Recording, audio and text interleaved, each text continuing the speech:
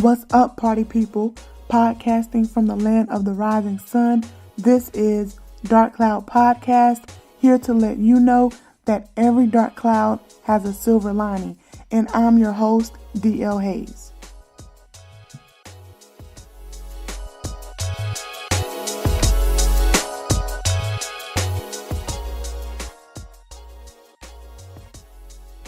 Welcome to episode 8, entitled Taboo Topics. In this episode, I will be providing some background information and lessons learned surrounding topics that were taboo topics for me growing up, and some in adulthood that I wish were more open for discussion, because it would have, one, given me a different perspective, and two, I could have avoided a few things, a thing or two, or 3 or 4. And essentially this episode is somewhat of a spin-off of episode 6, entitled If I Knew Then What I Know Now. And this is just the taboo edition. So if you didn't check out episode 6, go play that one back. But today, the taboo topics that I will be discussing, I just kind of went with the top 3, and they do have like some subtopics, but I'm just going to give them not in any particular order, but I'm going to jump right in, dive right into it. So the first one that I would like to talk about is health.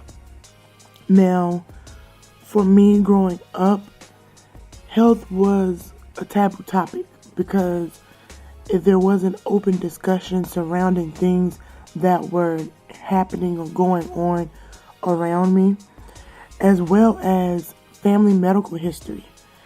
I don't know what this looks like or sounds like in other households, but I just know there should be more discussion surrounding it sooner, earlier on, because as an adult, certain things will impact you, especially depending on if things are hereditary or not. But if you don't know those things, how can you truly govern yourself? And it takes a lot of self-education, sometimes trial and error with things before you're fully aware and equipped to know what to do. So health is definitely one of those big areas for me. And knowing what to eat, what not to eat. Like, I guess growing up, I was just relatively healthy. I didn't really have any major issues, other than the fact that I was born 2 months early. I didn't suffer any major health issues, but like once I got of age a little, it became hard to fill out paperwork when I went to the doctor, because I didn't know a lot of things. I didn't understand a lot of things, and they would ask me questions, and I'm like, wow, I don't really know. What am I supposed to say here? So that type of thing. And then just the, administrative part of health.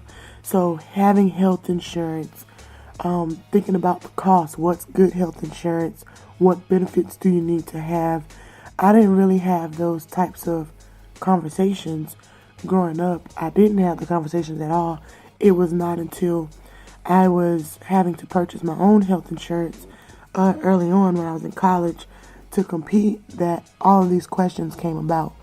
So health needs to be more open, and we'll talk about kind of another segment on health in just a few. But to go along with health, some things I wish that were more open for discussion: how to cope with changes, loss, issues, stress management, mental health. Those are like the subcategories that I wish were not so taboo in nature. And the reason being is because life comes at you, things happen, things change, you win, you lose, you gain. A lot of things happen in the course of a lifetime. And if I would have had more open discussion on these aspects of health, I think it would have made it a lot more bearable. There's one of my favorite words.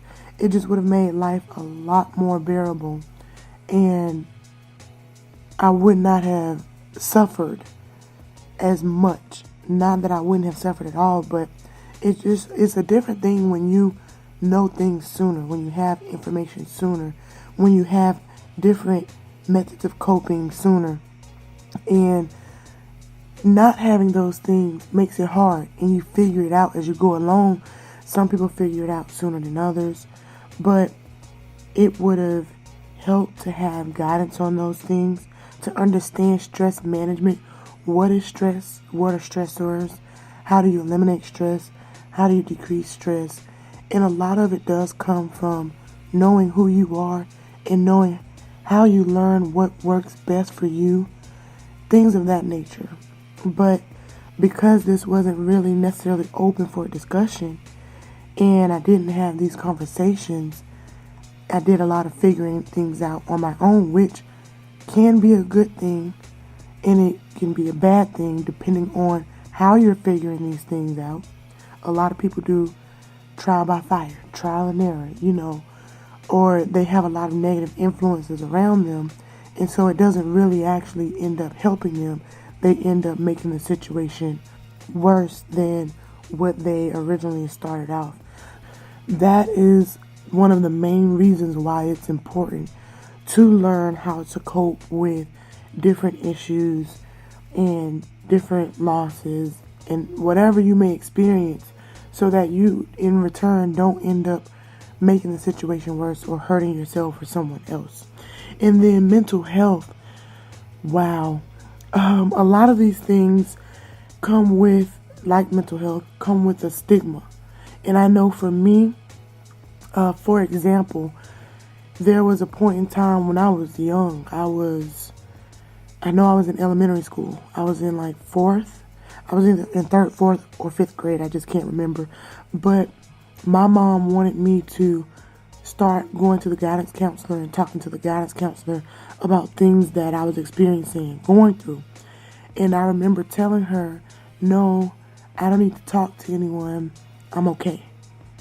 And then it took it a step further. She was like, well, would you like to talk to someone outside of school? Like go to therapy. And I was like, I don't need therapy. I'm not crazy. And so had it been more of an open discussion and better information surrounding it, I would not have taken it as when you have to go talk to someone, that means you're crazy. Not the case at all. And just realizing and understanding that, hey, you know what? Maybe I do need to talk to someone or see someone to clear my mind, to get things off of my chest, to open up to someone who is not biased, to someone who doesn't have their own agenda, so to speak. But I just had a very negative mindset surrounding that. So it would have helped me out way sooner had it not been such a taboo thing. Like, oh no, I don't, want her to think she's crazy or whatever the case may be. So in summation, wrapping up the topic of health, just having information sooner, like information that is detailed, that will help, medical history, knowing what to do or not to do sooner, and in the aspect of coping, stress management, and mental health, just having open discussions about these things will help break stigmas, will help break the negative connotations behind these things, which in return can help sooner and help save a lot of heartache, pain, and unnecessary situations. The next taboo topic. And this topic is a little tricky, if you're asking me. All of them are tricky. But this one is like, okay, where do I start? What do I introduce? But the next taboo topic would be money. Money, because I didn't know a lot of things about money. And I think the sooner you learn about money, the better you will be with money once you start making it. Because it's a different dynamic when you're at home on someone else's dime. But when you enter the real world and you're responsible for now making your own money, paying your own bills. It's a different thing. So things I wish that were more open and discussed would be saving, budgeting, emergency funds, leisure funds, etc.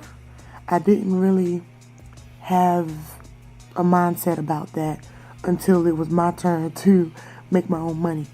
So my mindset on money originally was, and it's crazy. I mean, when you are a child, you think as a child, right? So my idea of saving was leaving my money at home and spending my parents' money when we went out. You know, my idea of saving was not to collect my money over time and then spend it on what I needed to and spend some on leisure or whatever. That wasn't my idea. It was to keep all of my money and spend all of someone else's. And unless you're trying to marry rich, that's not going to pan out too well if you keep that mindset. And then budgeting, had no idea what a budget was. Didn't really understand it, didn't really get it. And so I had to educate myself on this, which was a great thing. It was a great process. And budgets, it doesn't limit you. It tells you what you can spend compared to what you have coming in and what you have going out. It lets you know what options you have, and it also lets you know time frames. So if I want to buy this item and it costs this much, but it's outside of my budget right now, well, that may mean instead of me getting it immediately today, I may need to wait a month before I get that item. I may need to wait 2 months before I can work that item into my budget so that I don't end up down and out behind this purchase.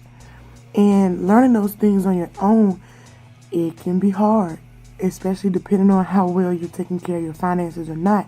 And then that goes back to one of the health aspects, stress management. One of the main reasons adults stress is because of finances, because of money.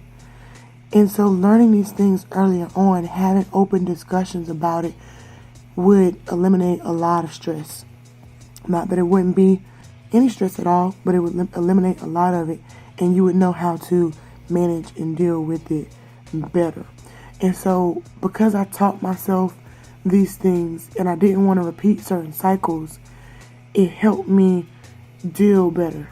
It helped me be more accountable and responsible for my actions and the things that I was doing, which it turned out okay. You know, I didn't ruin my life financially, but I just wish I would have been more equipped in that manner. Now, this next topic, which is the last topic, and I'm more than certain I'm going to spend the most time talking about this one. It was so taboo in my household. So taboo. And I'm going to explain the dynamics of it and how it impacted me and what I learned as life revealed itself. The most taboo topic in my household would be sex.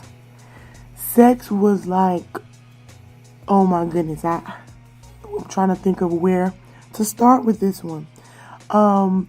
It was just taboo. It was so taboo. And looking back on it, it's actually funny and hilarious. It was not funny nor hilarious then, nor did I think not talking about it was funny. Because I was naive. I was just, I needed to know. I needed to know a lot about a lot. And now looking back on it, it's like I see, okay, it was good not knowing, but then it wasn't good not knowing. So I'm just going to start with the dynamics of the sex talks that I had. Now, sex talks can be difficult, but they need to happen. When they happen, how they happen, subjective, and I think it depends on the comfort level of whoever's giving the talk, the curiosity.